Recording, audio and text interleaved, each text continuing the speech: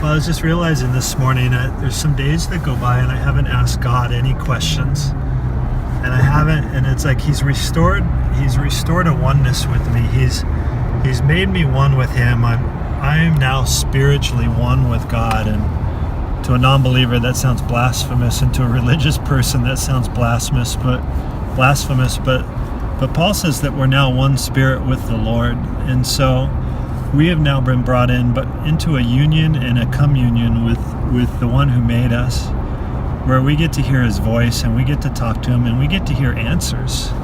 It says we've been given the mind of Christ, and yet so often we use our carnal mind, our natural mind, to try to figure everything out and rationalize and use all of our logic based upon all of our experiences and the things we've learned in the past, which also includes all the pain and all the hurt and all the trauma that we've learned from.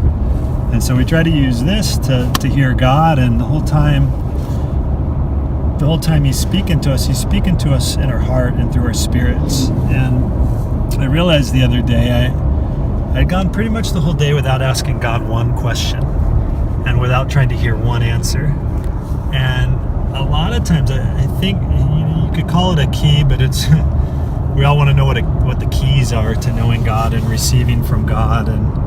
But the key is, if you want to call it that, I think it's just practicing asking Him questions, practicing hearing His voice, actually getting your heart to engage in questions and to engage in hearing, so that your heart can actually start to receive and start to hear the things He wants to tell us. And I think it's just a result of sin, and just what Adam's fall was, is that he made us turn inward, and he made us what we inherited from Adam caused us to be self-dependent, self-reliant, to use our own logic, to use our own reasoning.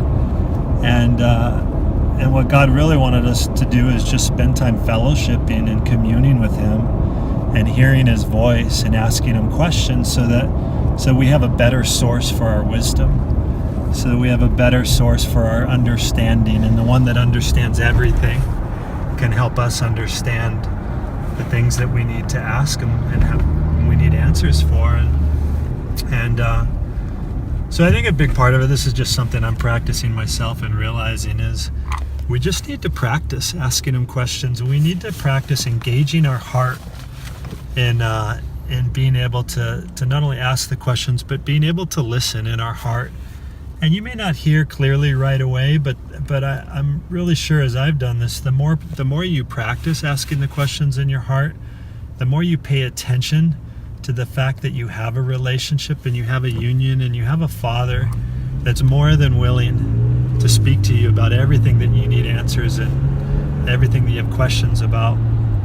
And I think just practicing that will help us receive better from God, because it just trains our heart in having a healthy relationship with Him. Again, it trains our heart to know that, hey, we have a healthy relationship. Now we can start living in a practical sense of communing with Him and fellowshipping with Him, and just having that expectation that He responds. He's eager to respond. He's eager to fellowship.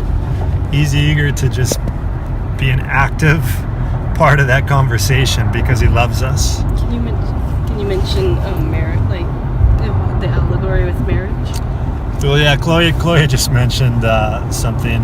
I'll just kind of say what she had said is, in a marriage, we don't go and make big decisions without consulting one another. We don't take out a credit card or go buy a large purchase or make a large commitment that has financial or personal responsibility attached to it without talking to our spouse and the one we're in a relationship with. And yet so often, again, we're used to living this independent life or this self-dependent life, where we're just not used to practically going to God and asking Him questions. And I think part of it is because we're, the carnal nature, that old nature, is so used to feeling condemned, and that condemnation isn't coming from God. It's coming from its own self-condemnation as a result of the fall. But we're so used to the self-condemnation, we're afraid we're going to hear no, or we're afraid he's going to say, this isn't for you,